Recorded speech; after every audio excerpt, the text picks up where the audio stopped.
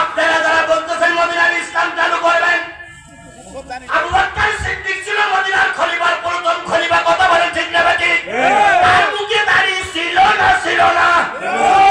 তুমি মদিনার ইসলাম চালু করবো, ছাপ্পান ছাপ্পা ছাপ্পান ছাপ্পা ছাপ্পান ছাপ্পা, তুমি মদিনার ইসলাম তোমার দ্বারা চালু হবে না।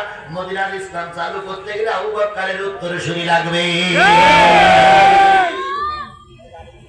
আমি জানি একথা বলার পরে কিছু লোকের একটু গায়ে ব্যথা লাগবে, কিন্তু বিশ্বাস করো মুসলমান, আমি আপনাদের মতন, আমি এই দেশের একজন নাগরিক।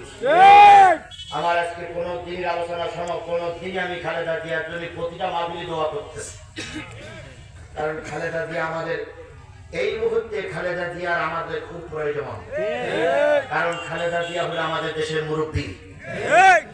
গতকালকের আগের দিন টাঙ্গাইলে একটা দোয়ার অনুষ্ঠান হচ্ছে, টাঙ্গাইলে যিনি নমিনি তার দাওয়াত করিনি দোয়ার অনুষ্ঠানে, তাই লোকজন দিয়ে দোয়ার অনুষ্ঠানে আগুন ধরেই পড়াই একজন সরকার করে দিয়েছে, দোয়ার অনুষ্ঠান করতে দেবে না। তাহলে আপনাদের নমিনি দোয়ার দাওয়াত পাইনি, তাই কি বলে মঞ্চ ভেঙে যাচ্ছে। আর আমাদের কোনোদিন দোয়া করতে বলা লাগছে না, প্রতিদিন দোয়া করতেছি, প্রতিদিন দোয়া করতেছি, প্রতিদিন দোয়া করতেছি। তোমাদের সেইটা আমরা বেশি ভালোবাসি। আমার ভাইয়েরা, আল্লামা সাঈদী জাতীয় সংসদে কয়জন? 3 জন। দেখলেন সব এমপি গুলো যখন জাতীয় সংসদে ঢোকে তখন মাথাটা নিচু করে ঢোকে, নয় ঢোকে।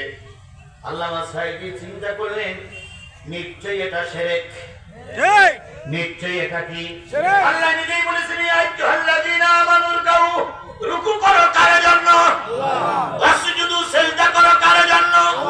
এই যে 300 মানুষ রুকু করতেছে স্পিকারের জন্য, নিশ্চয়ই এটা কি? শিরক। উনি দাঁড়াই বললেন, মাননীয় স্পিকার, আমি ক্ষুদ্র মানুষ, তবে যেটা দেখছি সেটা কোরআন বিরোধী। আল্লাহ নিজেই বলেছে রুকু করো কার জন্য? আল্লাহর জন্য। কিন্তু এই মানুষগুলো রুকু করতেছে আপনার জন্য, আপনিও গুনাহগার হচ্ছেন, আমরাও গুনাহগার হচ্ছি। দয়া করে আপনি চেষ্টা করলে এই জাতীয় সংসদটা শিরক মুক্ত করা যায়। স্পিকারের মনটা নরম হলো, আর হবে না, কেন বক্তৃতা করতেছে আল্লামা সাঈদী, নরম হওয়াই লাগবে। পৃথিবীতে যত ভাগের বাচ্চাই হোক, আল্লামা সাঈদীর সামনে কথা বলা লোক খুব কমই ছিল। কথা বলেন, কথা বলেন, কথা বলেন। আমরা শুধু সাঈদী হারিনি, উজ্জ্বল একটা বাংলাদেশের কোরআনের নক্ষত্ররা হারিয়েছি। এখন নকল সাঈদী, এ সাঈদী, ও সাঈদী, কত সাঈদী আসে। যদি লক্ষ সাঈদী এক জায়গায় দাঁড়ায়, আল্লামা সাঈদীর তুলনায় এরা কিচ্ছু না, কিচ্ছু না। নকল সাঈদী, এ সাঈদী, সে সাঈদী বিগত 15 বছর পাওয়া যায়নি। বিগত 15 বছর মাহফিলে তকবীর হলে, খালেক ভাই জানে, মাহফিলে তকবীর হলে অনেক হুজুরা বলতে তকবীর বন্ধ করো, তকবীর বন্ধ করো, তকবীর বন্ধ করো। আমার সঙ্গে ছবি